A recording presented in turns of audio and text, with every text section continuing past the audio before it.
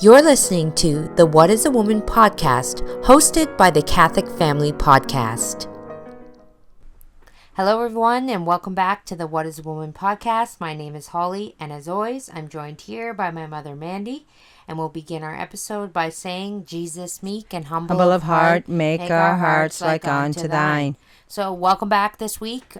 As always, excited to be back here, and welcome back to all our returning listeners, and welcome to anyone who's new.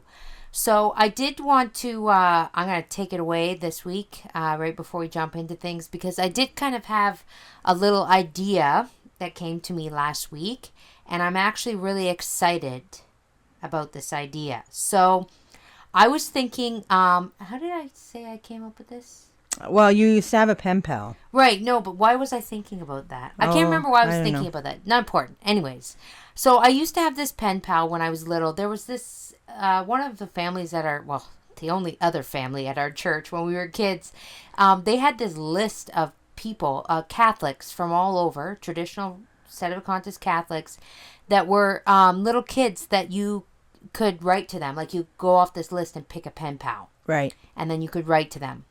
And so I just went off this list. I picked this girl and I started writing to her, and she wrote back.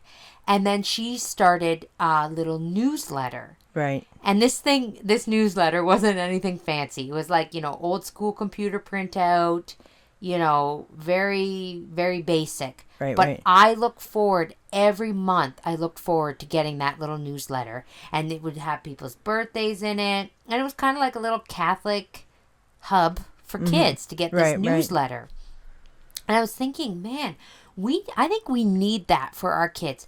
Nothing on the computer, not an email that they get and they open up their email, or the parent prints it off of their email. Let's not forget, the children are not in the black hole. The children are not in the black hole. And for me, the whole purpose of not the whole purpose, but a large portion of the excitement with the pen pal and getting that newsletter was getting my own mail. Right. And, we used to go out. My mom used to let us pick out like special stationery and stuff that we could write our letters on. And that, I think we've really lost that. Yeah. Especially for the kids. And I was thinking about how there's the Adsum and the Salve Regina and all these newsletters for adults. But there's no newsletter for the kids. Nothing for the kids. I mean, if there is, I don't know about it. Right. But anyway, so I wanted to start a newsletter, a monthly newsletter for children. Yeah. So I've already designed up part of it, and our first issue is going to go out in September. We're gonna have our first issue ready for September. So I want to I'm gonna ask all you mothers that are listening, if you want your kids to be on the mailing list for the newsletter, there's a link in the description on this video. Sign up ASAP. Right. Because I'm going to have to get this newsletter ready, our first issue ready for September, and I want it mailed out mid-August, so that's coming up fast.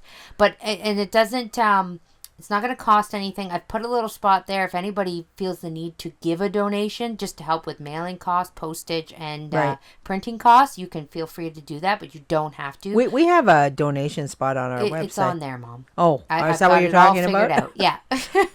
I've got it all figured out. As you can see, I don't go anywhere near that. She doesn't go near the website. But anyway, so it's all there. All the information about the newsletter. And it's not going to be anything... it's a newsletter for kids, so it's going to have saint stories for the month. There's a little section for birthday shout-outs, so don't be alarmed when you fill out the form and it asks you for your child's birthday. That's only if you want them to have a birthday shout-out in the newsletter. Right. You don't have to fill that in. I've made that form, that field on the form, it's optional. So if you're like, I don't want to give out my kid's birthday, don't feel like you have to, but just know that if you don't give out your kid's birthday, they don't get a birthday shout out in the newsletter. Yeah. So all the birthdays for that month will be in a little section on the newsletter called birthday shout out. So that's just why we asked for their birthday. Right. But, and I decided we might include, some issues may include things like holy cards, like saint word searches, stuff like that. So fun things for kids. And it's just a little piece of mail for them to get with a good Catholic community, like from a good Catholic family. And it's also kind of, I wanted something for my daughter to do. Right. So my daughter is 14 and she really needs a good hobby. Yeah. And she loves to write. So, I'm hoping that as this, for the first newsletter, it'll probably mostly be me taking the reins. But I'm hoping it's something that once it's up and going, I can kind of pass over to her. But just know that everything will still be checked by me. Yeah. I'm what you would call the editor at large. We'll call her the junior editor. Okay. Mm-hmm. So it'll be, Saint stories, stuff like that. And I'm even trying to already even plan how we could do like maybe coloring contests, and then the winner of the coloring contest gets their picture printed in the newsletter. Yeah. And that would have to be done online. But for the newsletter itself, this will be a tangible piece of mail that your kids will get in the mail. Right. And if you have more than one kid, I will send them out. If each kid wants their own newsletter, that's fine. I will send them out, but they'll all just be in the same envelope. Yeah. Because I'm not going to pay for postage like some people have 8 kids. Yeah. But I just wanted something for the kids that this is just a fond memory I have. Uh-huh. And I thought of this idea, and I thought I want to do more for the kids. So I'm really hoping that moms, you'll like this, and I hope you will sign up. And again, the link is in the description on this video. It'll take you to our website. The form is there that you can fill out, and there's information about the newsletter, more than I'm giving here probably. And yeah, let's. I really want to make this a thing. So let's do it. Let's do it. Yeah. So anyways, enough about that. I guess we can move on to other topics. We got some hot topic ideas. Hot topics. I think there must have been a full moon or something last week. There was. It seemed like everything was blowing up all over the place. Yeah, so. And we got to add our 2 cents. Don't we got to add our... Well, I kind of did already add my 2 cents, but, I had my own little epiphany about this situation. Right. Because I'll share with you my thing first. Is that okay if I do that? So, the altar boys. Yeah. And the boys playing mass. Right. I'm sure if you're around the SETI circles, you may have heard about this topic. Right. Because I think it circulated fast. Yeah, it was huge. When I'm not Twitter, okay. I guess. And I'm sure if you listen to Monday Mornings with Matt and Kevin, they talked about this as well. But we wanted to talk about it too. And it's not to exhaust the topic, but I do think there is so much more to say about this. Yeah, a lot. A lot that has been said and that hasn't been said, or that some people might not know about this first. So I'll just give you the gist of it very quickly, because I know it's gone around and I'm sure everyone knows by now. But in case you didn't, there was a Twitter status that was made by a gentleman who has been on the Catholic Family Podcast. I don't know him. And he made a Twitter status about boys playing mass. And I'll just read it quickly in case you haven't heard it. I don't find photos of little boys dressing up like priests playing Holy Mass cute. I can just imagine the wacko mom that sewed his little vestments because she is so sure he has a vocation. But it was his idea. Stop. Teach him why it's not like playing fireman. Okay, so then that was the tweet, or whatever they're calling that now. And it blew up. This tweet has 170,000 views. Yeah, wow. Okay, 170,000 views. And I'm going to tell you my take. So when I first heard it, the first I heard of this was on Matt and Kevin's podcast. I'm not on Twitter. I mean, I have an account and I occasionally go when something like this happens, then I go to look. So I went to Twitter and I looked at it. My first inclination, my first thought, this is what I said in my head. Okay, pal, calm down. Yeah. Like, that was my first thought. Like, I was like, you need to calm down. This is like, you're being a little bit much about this, right? Yeah. And so then I kind of was like, yeah, whatever. And then I don't really obviously care. But I did kind of care because my son does play mass. Right. Okay? Yeah. So my first was like, I was like, calm down. My son plays mass, and I know there's nothing wrong with him playing mass. I still believe that. Okay? But then, I think it was that day, or maybe it was the next day, the same man that made the Twitter post came out with a full explanation blog post. Right. And then when I read it, and that was posted instead of a Contest Society Facebook group, so I went to the blog post and I read it, he made some very valid points to prove his tweet and why he was saying what he said. And so when I read his blog post, I was like, you know what? Yeah, he made some very valid points that I didn't think of when I first reacted with, okay, pal, calm down. You know, and when I say, okay, pal, I wasn't angry. I wasn't like, this guy is crazy. You know? I was just like, that's a bit much. Right. Like, you got all these people. He was being very aggressive. Very aggressive. Which he you was. can be Which in you can be. in a one-line tweet or two lines or whatever you talk about it. I mean, speaking as somebody who always comes off as aggressive in 1 to 2 line, I don't tweet, my mom, but she's statuses. had some very aggressive Facebook statuses. I've been known for them. Yeah. So, I mean, we're going to get into his Okay, did you ever read the blog post? No, I didn't. I told you to go and read it. I know, but I already knew what it said. She knew. Okay. Aggressive, folks. Aggressive. This is my take on it. This is my mom's take. Right? This is my take on it because I know I'm actually making an investment for your my son. Yeah. So I mean I'm one of those. But this was my take on it. My first thought was this guy, and I had just listened to him. I just listened to the podcast with Kevin and him, Louis. That he was on. Louis, I can't say his last name. And he said some really great things. Recchio. Yeah, he said some really great things, and he was very sound, and he was very level-headed, and he was very What episode was he on? The one you said he was on, the one talking about Vatican I think it was Vatican II one. Okay. But I remember the one thing, there was a couple of things, because there's stuff going on right now, like the traditional movement within the novice order seems to be just blowing up as far as I can see. But I mean, we talked about a little bit about it last week, but I mean, we have to remember these people call John Paul II Pope. Saint. Sorry. Yeah. And anybody that cannot see that man... Not this man. No, not him.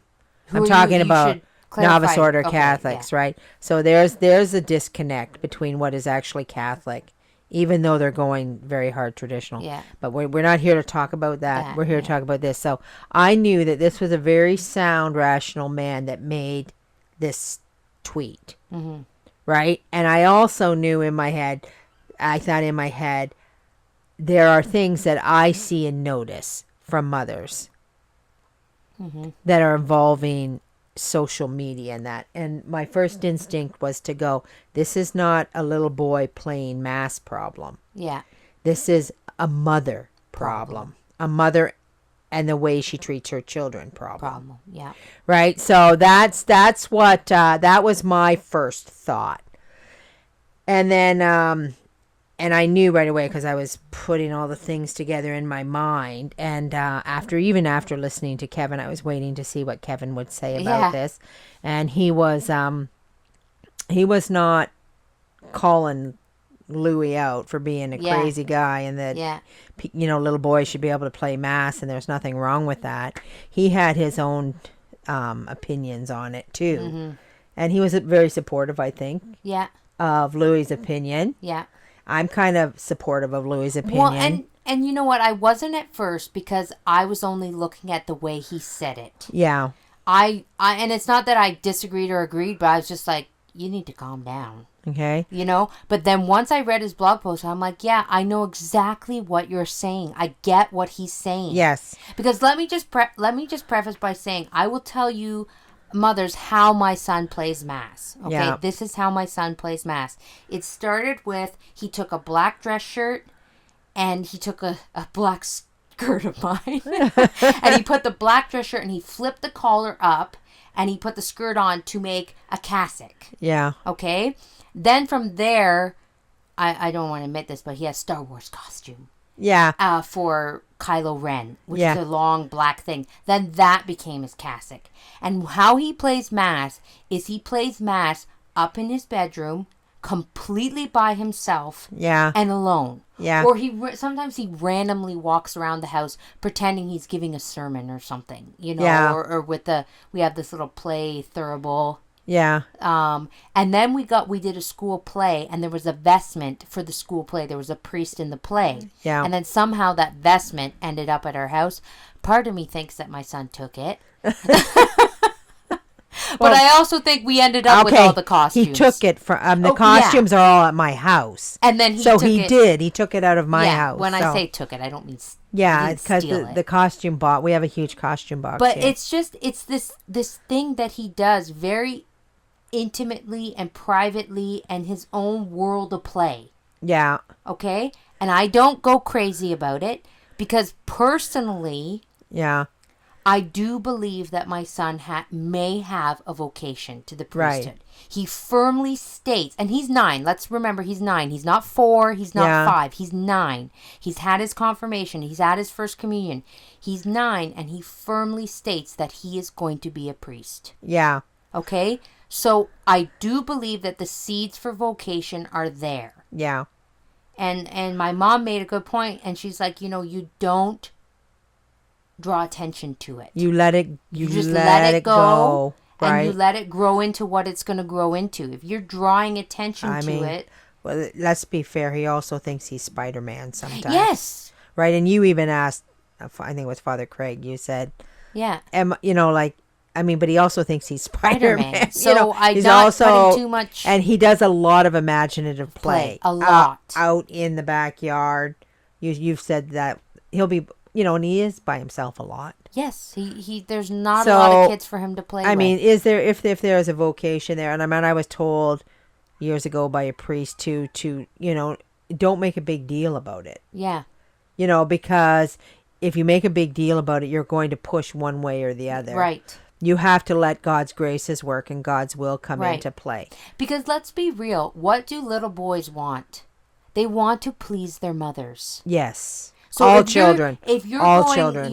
Little Timmy is going to be a priest, and you're telling him little Timmy's going to be a priest, and little Timmy, you're going to make such a good priest, and you're putting these thoughts into his head, then you're planting the roots for him to please you. Right.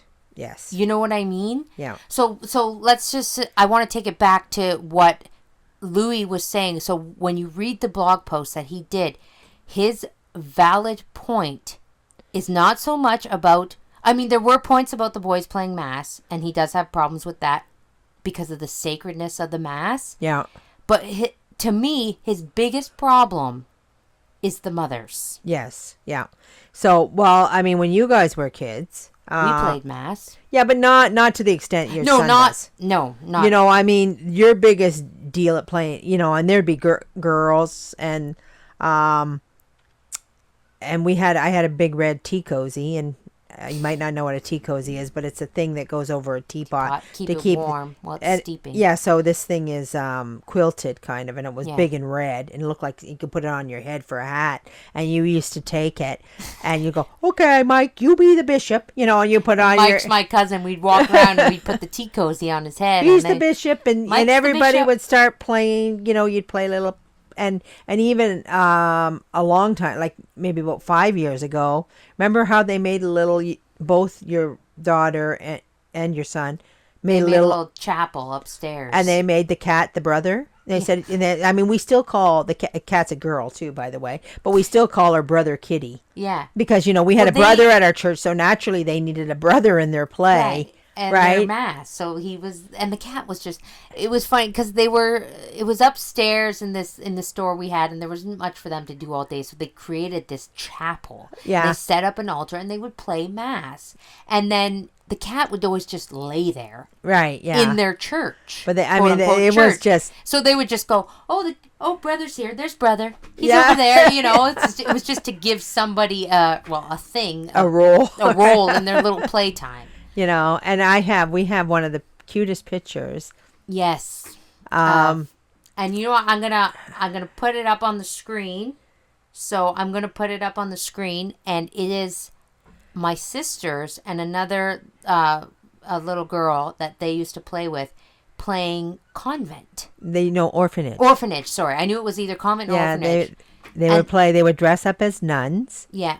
So all three of them are in these, because of course, like as a mother, you end up with all these saint costumes, especially if you have For All lots of Saints children. Day, You end up with right? all these bits and bobs of costume Yeah. pieces to make nun habits and priest costumes and And all this stuff for All Saints Day. So you end up with this huge trunk of all these bits and bobs, right? yeah. So here they are, and our friend still has this hanging in her house. That's where I saw it. I was like, and did you take the picture of it? I took a picture of it, yeah. Yeah. So anyway, the three little girls, they're in their little nun costume, and all the dollies are there, and they're playing orphanage, and they're Yeah. looking after the little dollies, Yeah. right? So I mean, imaginative play for kids Well, is and you know so what? And important. the mother of the one daughter, she has this picture hanging in her house, and I was there and I saw it, and she said it's one of her fondest memories, and that's why she has that photo Yeah. hanging in her house. She just loves to look at that photo because Yeah. it sparks in her a time when her daughter and you know my sisters and that this just innocence Yeah. and the pure joy and pure um holy playing, you know, like Yeah. I don't Yeah. know how else to Innocent say play. innocent play, like Right, yeah. So, I mean, it's good. So, if we can go back to Louis for a minute and his complaints over it, yeah, right? So, the one thing that I want to point out when I first read it, I think if we're going to be virtuous, we have to think about the virtues here. And the biggest virtue when you hear something like this that totally riles against everything you believe would be distrust of self. That's a virtue. It's a legit virtue, right? yeah, So if somebody who you know is rational and sound of mind makes a complaint, the first thing we need to do as women is we need to take a moment, yeah, take that step back and find out why is he complaining about this. I mean, I already knew he wasn't a crazy old man. Kevin You had heard him. I heard him talk. You know, like, Yeah. and I'm like, if he hasn't complained about this, you know, I mean, and There I must be something behind it. there must be something behind it, right?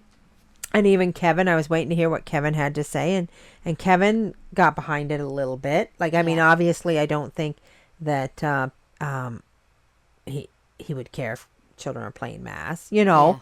But anyway, and I realized what the mothers do, and this, I don't know if this is part of the millennials. Did this start at being a millennial, or do you think it probably started in my generation? It did start in my generation, right? Mm-hmm. But what do you call it? Putting, worshiping, Fawning at the altar. fawning at the altar of the child, Yeah. right? And it is a serious, serious problem. Mm-hmm. Like, you know, all these people we'll go on the far left, are propping their kids up On a into pedestal. no, into the LGBTQ. Oh, right? okay, I mean, yeah, they're yeah. saying they're making 2-year-olds think they're the opposite sex. Yeah, yeah, And you know that that's not coming from the child. yes, That's coming from the mother. right, You know, she's projecting. She's projecting onto the child Right. what she wants. right. And we're all guilty of this. Yeah, that's what I was like. And you don't think as Catholics we do that too? We do it, right? We just do it in you the know, other end, well, people would say, well, at least that's a reasonable thing to project. right? But it doesn't mean But it's not if it's a source of pride. right. Because I mean, the thing that we have to think about when we're mothers is the pride we have in our children. Yes, Right? And I Very mean, dangerous. every time we use the word pride, we should, if the word comes out of our mouth, we should take a step back Yeah. and say, okay, I just used that word. You know? What I was Oh, the other day I just had heard this in passing. In a movie, the character said, "I'm going to die with pride." Yeah. What does I that was mean? like, "Whoa, wait a minute here! The capital of all sins you're going You're to gonna die with? with." It was an old lady too. Yeah. She's Yeah. like, "I'm gonna die with pride." I'm like, "Whoa." Okay. Yeah, I mean, we hear the word, it should set off bells in our head, yeah. right? And no matter what I mean, it's okay to have pride in your children, is it? I mean, Bishop Sanborn, I've heard them. He has some very serious sermons on it, right? On Pride with Your And Children. what I know about pride with your children is it comes back and bites you, Yeah. right? Because they grow up Mm-hmm. and all the things that you've wanted them to be or Or whatever, do or it kind of blows up in your face, yeah. right? And then you get to see all the little faults that you've made and all the little Mm-hmm. errors that you've made, and really, like, it's wonderful. You know, children are wonderful. Nobody is more excited by children than I am, I don't think. You know? Well, you're laughing at that. No, I'm not laughing, but it's just like when you said that, it's like, You don't picture me that way. no, well, as a grandma, yes. Right. Like, are you talking about being a grandma? I get You know what well. No, excites you I more just than little love. I kids? just love when there's children, like they're the Yeah. children, and you have to remember, like in the Bible, it says, unless you become like little children, you shall not enter the Yes, kingdom of yeah. heaven. Yeah. Okay, what's the thing that quote should tell us? Yeah. Eventually, little children grow up. Right. Right? So they have this one innocence and this one thing about them as a child. Yeah. But by the time they get older, they're not little They're children not- yeah. anymore. Right? Yeah. So, I mean, everything's cute and everything's wonderful when they're little children. But when they get older, they start to shed it. And even as we said in our last week in our podcast about, the young version of women, if they could look into the future, they would not like the old version of Right. themselves. Well, and it's even mothers. I know you know this as well as I do. Like if you're a new mom and all you have is babies and you're listening, you will not know this yet. But if you're a mom and you have kids who are older, you will know what I'm about to say, and I know you will feel this too. As your kids age, the things they did when they were younger stop becoming cute. Right. We all feel that as mothers. I'm feeling it now, especially with my son. He's 9 now, and I can remember him doing things, and you're like, oh, that's cute. But then you're like, okay, that's not cute anymore. Yeah. You're too old for that. You're Right. too old. I felt it with my daughter too. They get to a certain age, and you see these progressions in their age, Yeah. and then you have to teach them that, okay, you got to put that away. Yeah, put that You're away. not a baby anymore. You're not a little kid. These things are no longer cute. So there's like when the kids grow up and as they age, you quickly find out, like it's like when you're looking at them, you're like, when they're a certain age or whatever, and to say you really like that age. Yeah. And you're like, you want to bottle that. And you're like, oh, I never want them to grow. I want them to be this age forever. But they are going to grow. Yeah. And then you quickly find out, okay, yeah, you got to stop that. That's not cute anymore. Right. Your brother, because he's the oldest in the family, he was 12 when I looked. I remember. I can remember this moment like it was photographed or something. Yeah. Standing there looking at him in his bedroom and thinking, "Who are you and where is my son?" Yeah. Because the personalities start to change Yeah. that drastically. Yeah. Right? And so now you got to get these kids through their adolescence. Yeah. But the thing is young mothers, when we have these children, we start to put them on pedestals. And this is what this guy is annoyed at. Well, because let's take it from his perspective for just 1 second, okay? He's not in the privacy of your home, seeing your son play mass all by himself in his bedroom, doing whatever. What he's seeing is a mother put her child out on the internet, puffing him up and saying, look how cute my kid is. Look at how great he is. He's playing mass. He's so cute. Isn't this the cutest thing ever? I might just use the word gloat. Gloat. Yes. Yeah. So there's a lot of gloating that comes on along with these children. So I'm going to say too, when I first saw his status, I did, and the thing is, I think what happened is he triggered a lot of mothers who got very defensive because their kids play mass. Right. Okay? And I got that a little bit at first. I was like, okay, calm down. Like, my kid plays mass. I don't think there's anything wrong with it. Yeah. But then I was like, Okay, but I'm also not one of these mothers putting it on social media. So why am Right. I getting defensive? Yeah. I'm not. I've never once put a picture of my kid playing mass And on you're not the internet. exactly building him a chapel either. No, and yeah, I'm not exactly like, he's got one vestment that's torn, was in a play, it's Yeah. stained, it's, Yeah. like, and I get what he's saying about the elaborate mass kits and the vestments that look like they're mini versions of what father wears. Right, right. I do get what he's saying. It's very elaborate, it's very over the top. I'm not, do I think there's anything wrong with it? No. No. No. I honestly, if you want to buy your kid a full out mass kit with all the chasuble, the chalice, the this, the that, and Yeah. you want him to privately play mass, if that's what he likes to do, I fully stand Or behind maybe that. even- Because if you're not putting it out there and that's what he's doing at home, privately, whatever, there are a lot worse things he could be doing. Right. Yeah.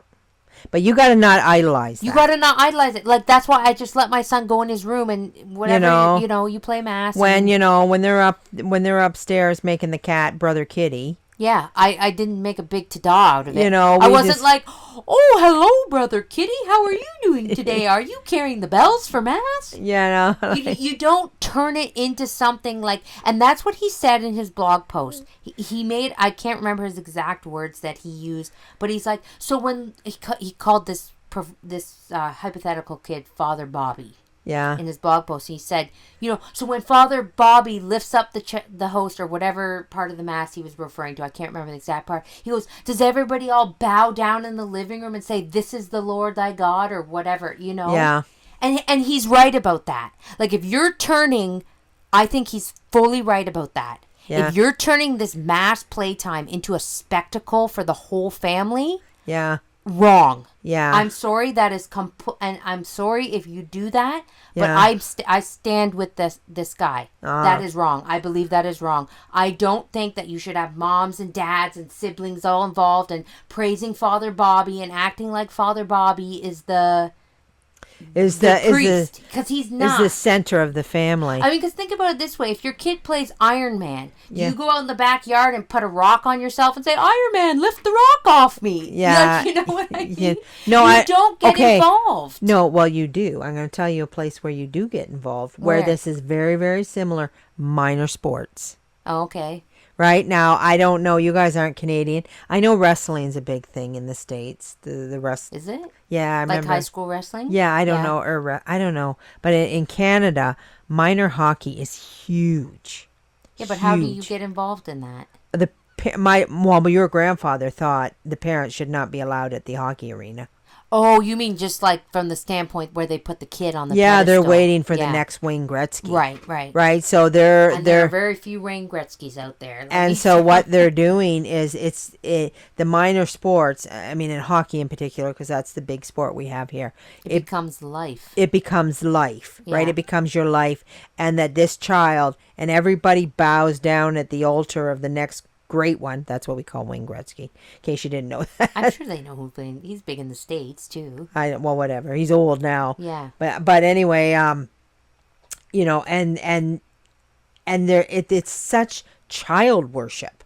Yeah. It becomes such child worship, and everybody has to run around, and you have to invite all the family because right. Bobby is playing hockey, and Excuse he's Bobby. I feel sorry for any kid that's named Bobby. and everybody's got to come see because he's doing this, and he made a breakaway, and he got a save, and he got a Yeah. this, and my father thought it was the worst thing you could ever do to a child. Mm-hmm. The worst thing you could ever do to a child.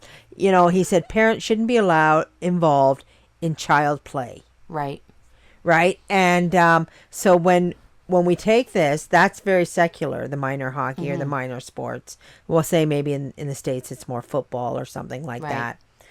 But if you take that and you just turn it over into Mass playtime. mass playtime where everybody's involved in your child having mass playtime. It is the same level. It is of the same level. If Yeah. the child is just playing, doing what they do, pretend. I mean, one day we had a catechism class out here in the Yeah. backyard. my son was at the picnic table and he was giving everyone a catechism class. And he had the catechism book in his hand. Right. And he was quizzing everybody. And they were playing. Yeah, because what the children do is they play what they know, No. right? Yeah. And I mean, and if this is what they know, that's the good sign, right? Well, and that's the thing. Like, to me, if a child is constantly pretending and playing mass, that means that you as a family have put that importance on that. Right. Right? Yeah. Like, so, I mean, I think that's a good thing. Yeah. What I don't think is a good thing is the glorification of it, and then social media comes into play. Right. And I'm going to say, okay, we might have mentioned this at the beginning, but it's coming up again, is the novice order traditionalist. Yeah. Like, I feel like that is them. Right. Well, and that's why I felt like when I was, because I was on his Twitter and I was going through some of the comments, and I felt like by seeing what they were saying, you could tell that a lot of the people that had commented, I think a lot of them were Novice Ordo. Right. That had commented on his Twitter. Yeah. Not all of them, but I think a lot of them were, just based on what they were saying. Because I learned something this week that the Novice Order referred to Mass as liturgy. The liturgy. Didn't we discuss that in our women's Did we? meeting? Oh, you weren't listening? Oh, right. No, the Yes. women's meeting. Yeah. Remember? Yeah, we did. They call it liturgy now. Right, yeah. So a lot of the comments were saying liturgy. I'm like, yeah, you're Novice Ordo. Yeah. Because we say Mass. Yeah. We don't say, I'm going to liturgy. We say, I'm going to Mass. Yes. So anyways, but that aside, like, it was just like, the whole thing about it, the biggest lesson that I took for myself from this Yeah. was how I react to things that people say online. Yes. Because, especially if it pricks you. Yeah. Because, I mean, I will be honest, at first, Yeah. it did prick me a little bit. Like, I was like, but wait a minute, my son plays Mass. What are you saying about me? Yeah. And then I was like, no, wait a minute. Just relax. Just calm down and relax for 5 seconds and think about this. Mm-hmm. Right? And then, I'm not the type of person either that goes online and makes comments. I very rarely make comments. It has to really, strike me. So I did make one comment in the Set of Contest Society post under somebody had posted a link to his blog. And I left a comment about it because I'm like, listen, like, I think people need to realize his first initial tweet didn't really explain his position on this very well. I don't think. I think it was very quick and but if you read his blog post, and I do encourage you to go, if his tweet has, I'm not going to use the word, we'll use the word offended. I was going to say that, but then, or even if you're like, what's going on? Or if you disagree. Or if you disagree. If you disagree with. Read his blog post, because like my mom said, she listened to this man talk. He's a very well thought out, well spoken, Yeah. This isn't just a off the cuff, I'm a tyrannical. Yeah. Oh, sorry, I just bounced my mic. Nut job. Yeah. Or just, hates everything, or does, or just, no. There's more to this. There's more to this. And we should always have the virtue of distrust of self. Right. That if we're doing something that we shouldn't be doing, and that the world thinks is acceptable or whatever, we have to reflect and we have to find out, why does he have a problem with this? Yeah. So that's what we have to do. We have to constantly try our hardest to practice the virtue of distrust of self, because that is the virtue that is kind of opposed to all the narcissism that's out there. And I'm just going to put this out there, and I do not want to ruffle any feathers for people who post pictures of their kids online. But just from a mother perspective and a perspective of caring for my own children, and then I hope to help other people. Yeah. I want to say, I just want to caution mothers. Yeah. When you post pictures of your kids online, I'm not saying do, don't, da-da-da.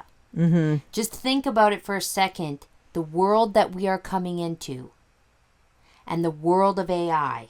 Yeah. Okay, because I saw a video, and I just wanted to say this because I want to put it out there, and I feel like I want to just caution mothers, and that's all I'm going to say. This video came across my feed, and it was an edited video. This wasn't a real story, but it was like a acted out thing. What do you call that? I don't know. Reenactment? No, it wasn't even a reenactment because it didn't happen, but it was Right. like a PSA, right? Yeah. So it was to show people that, with all this AI stuff they have going on, which we know is evil, Yeah.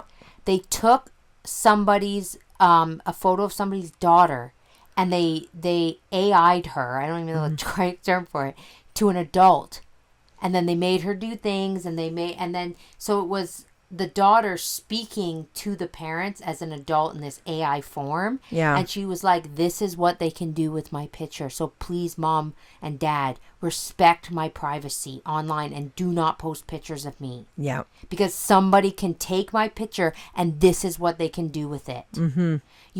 So that was very, like, it was a very scary video. Right. Like, it was very terrifying. And I was like, this isn't just oh yeah, that could happen. No, they can do this. Right. They can take your child's picture and they can do this. And I don't want to scare people. I don't want to, but I just saying it because I do believe that we are coming into scary times. Yeah.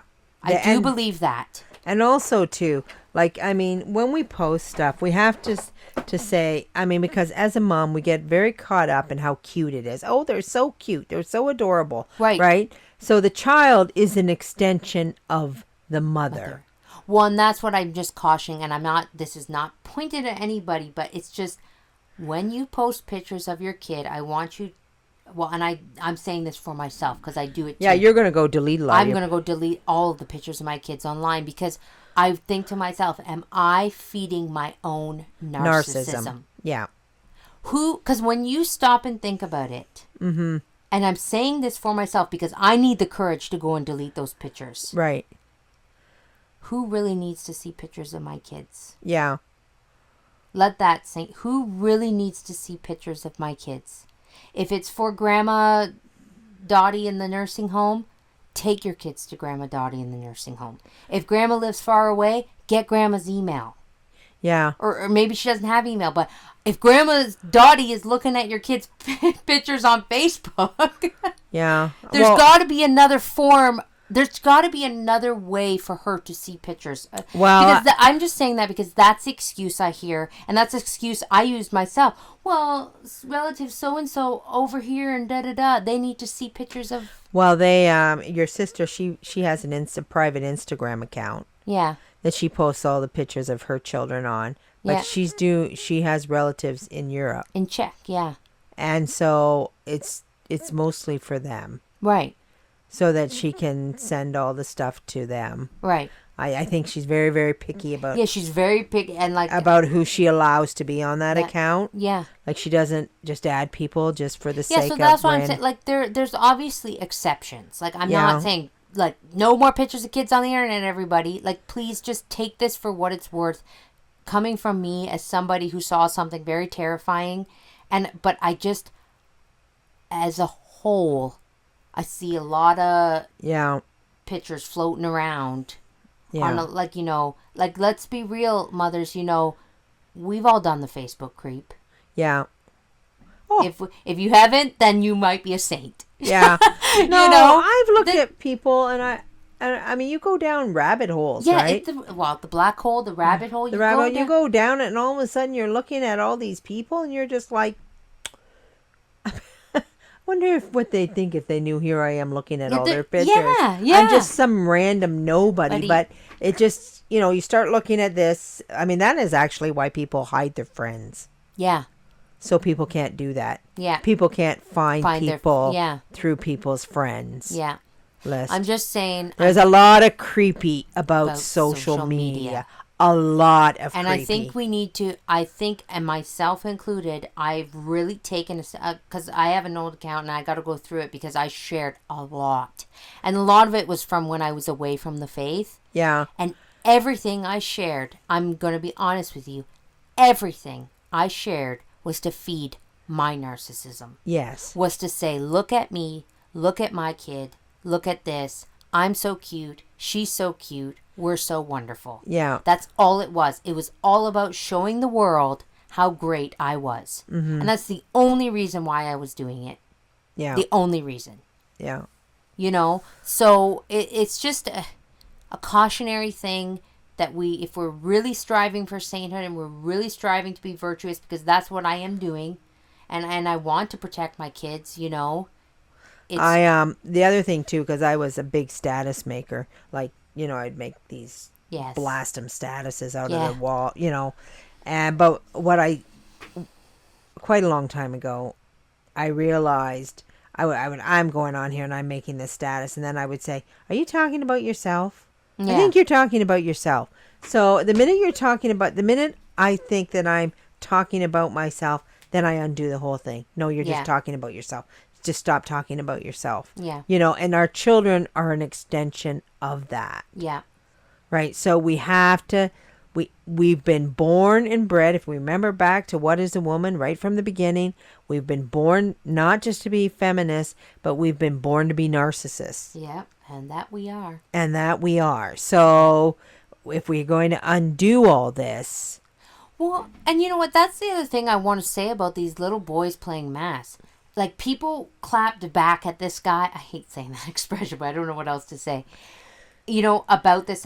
You know, people have been doing this for centuries. Look at, I think it was Pope Pius XII did it. Yeah. There's pictures of him playing mass or something. And they shared all these black and white photos. Like, oh, and they were like, you're going to tell me this is bad? Yeah.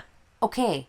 The thing that these people need to realize is this was all before the age of social media. Yeah. Okay, so who took that black and white photo? Right. Where did that black and white photo go? Probably nowhere. You know. And it wasn't taken by the mother to post all over the internet. There was no internet. No, It wasn't.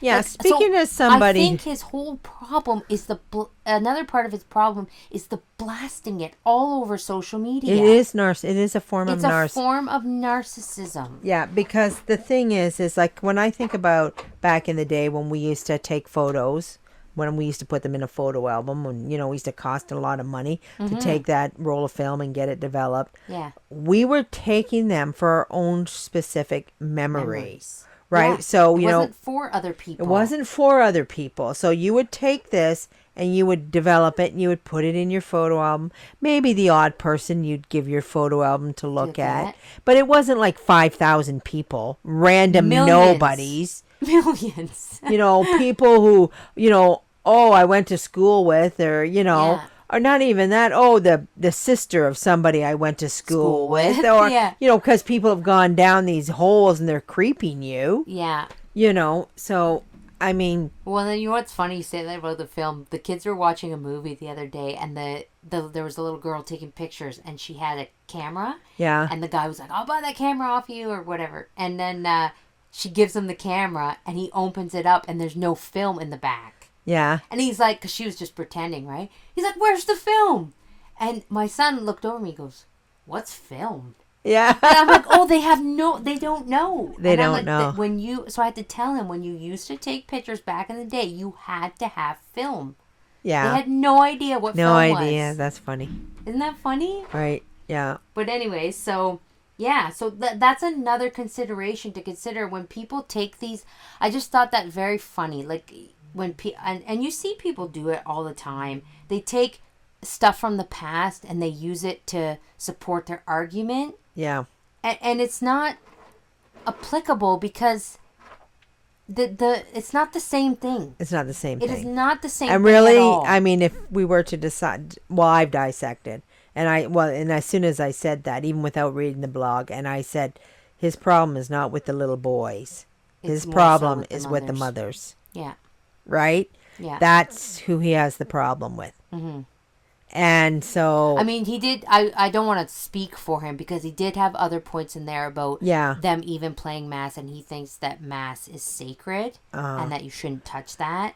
So he does. I don't want to speak for him, but if you read the blog post, there were other problems too. Is right. What I'm saying. But I mean, as a whole, I think we can all agree that that's what's drawn this to the surface. Yeah, right. Because back in the day, you'd be doing this in the privacy of your own home. Oh, you here's wouldn't be marching your kids down to church. just in case we don't have enough comparison, and we don't get if you don't get what I mean when you compare it to the minor hockey. How about toddlers and tiaras? Yeah.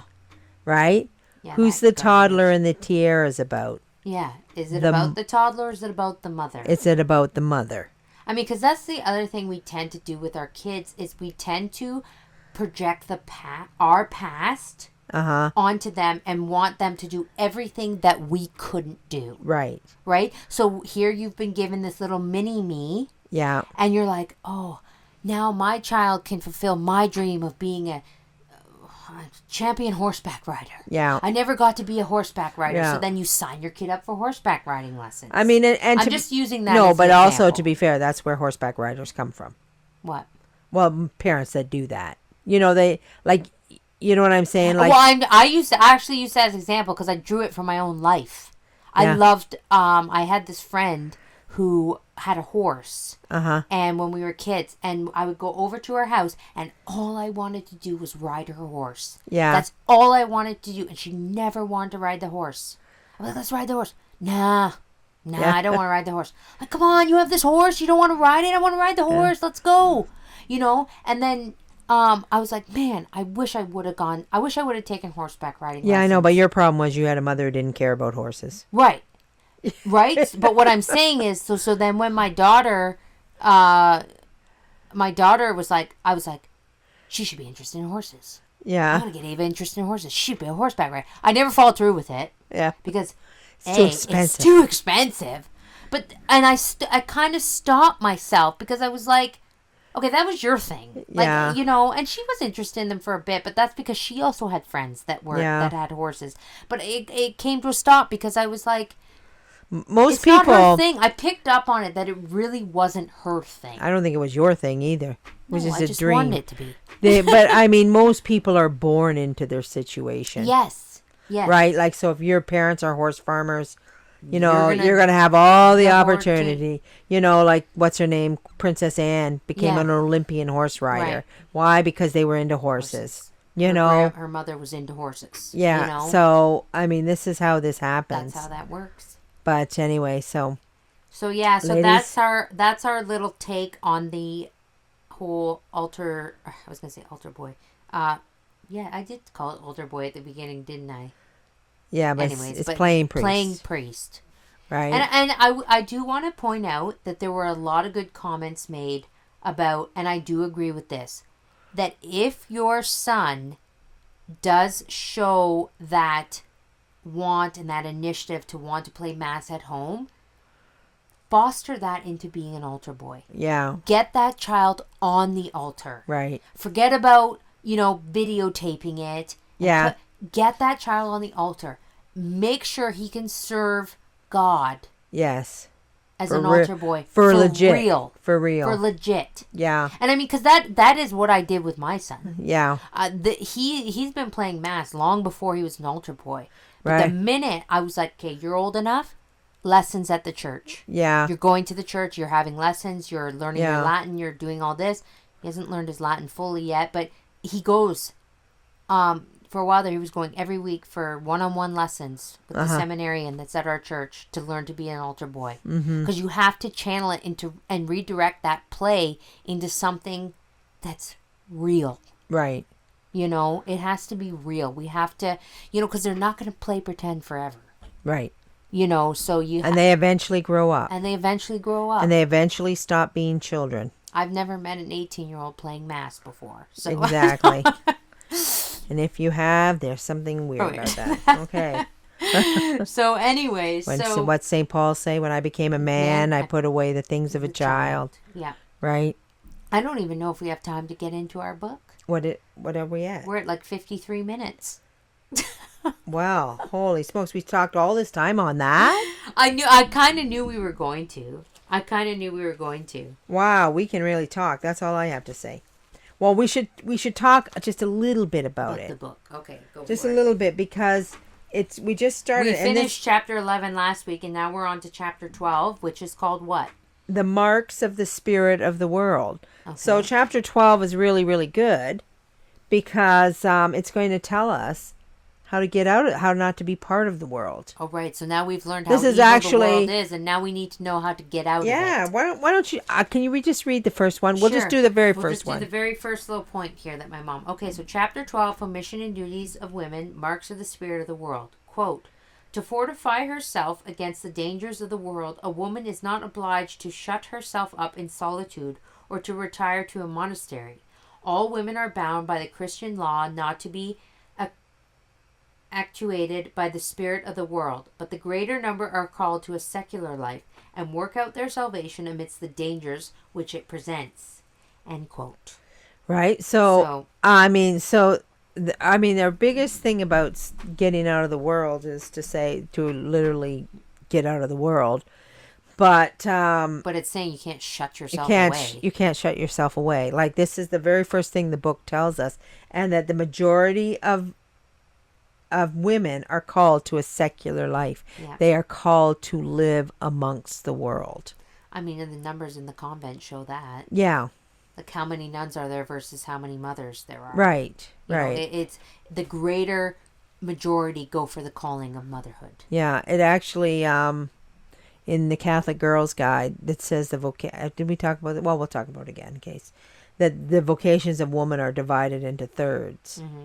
You have a third are in the convent, a third are married, and a third are single. Oh. Yeah. So that's... So what are they saying? It's even? Yeah, divided into thirds. Right? Not... How is that possible? That's the way they say vocations should be. Not that they necessarily... Not that they are, but they not should. necessarily they are, but if we were to take all the women in the world, a third of them should be a nun, a third of them should be single, and a third of them should be married. Mm-hmm. This is a contrast to the men. The men are, I think it's 90% are supposed to be married.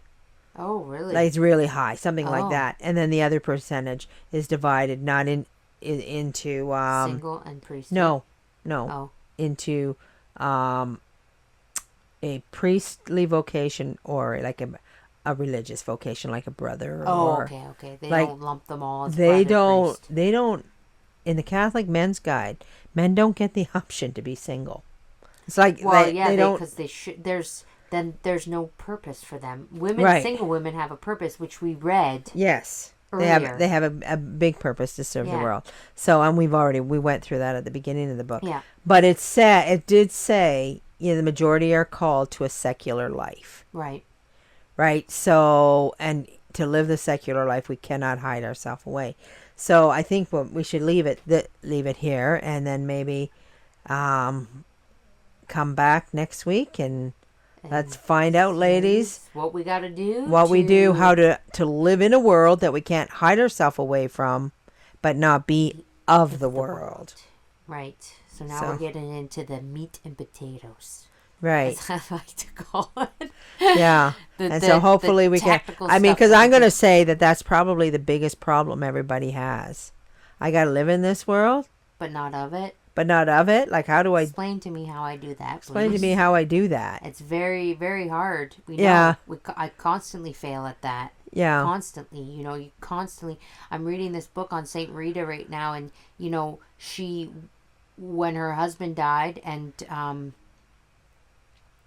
her sons died, she went to a convent and just removed herself from the world entirely. Mm-hmm. Like, completely.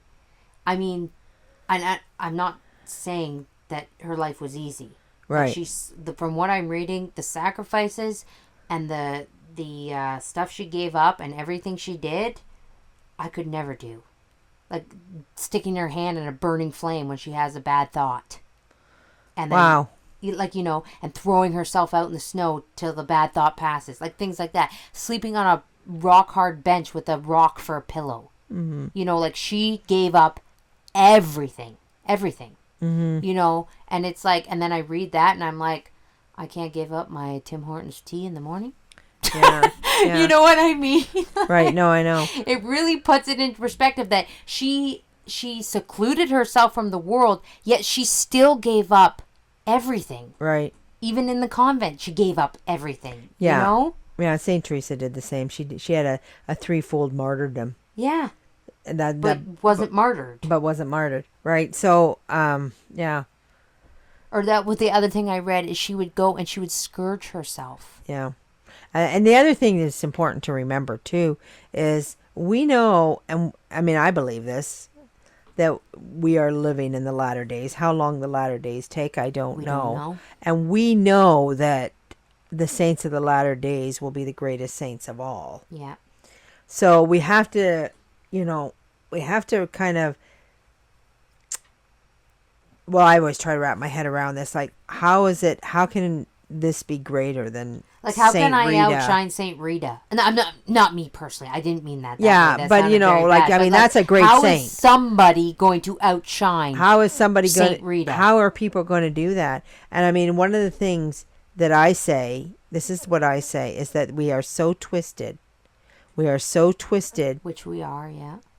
In knowing what to do and how to do it, because we've had this 60 years. Yeah. What are we at 60 years? 60 years of all this false teaching. Whereas, like, I mean, a little thing like too much pride in your own children. Yeah.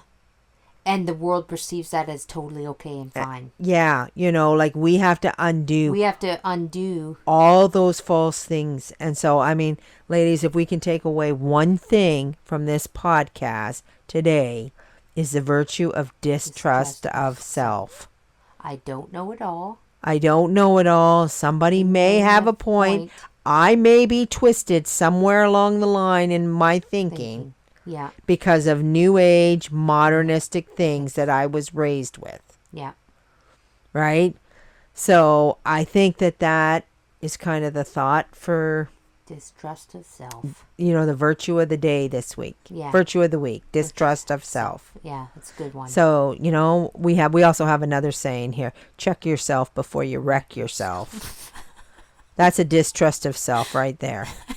Your sisters used to say it all the time. I know, Mom. It's just weird when you say it. Check yourself before you wreck yourself. Right? So. Yeah. Check yourself before you wreck yourself. Oh, these new age sayings. Okay. So anyway, we'll leave it there. That's just about an hour or so or over. So until next week, I hope everybody has a very blessed, very holy week. May our Lord bless you and Our Lady guide you always. And Saint Teresa, pray for us.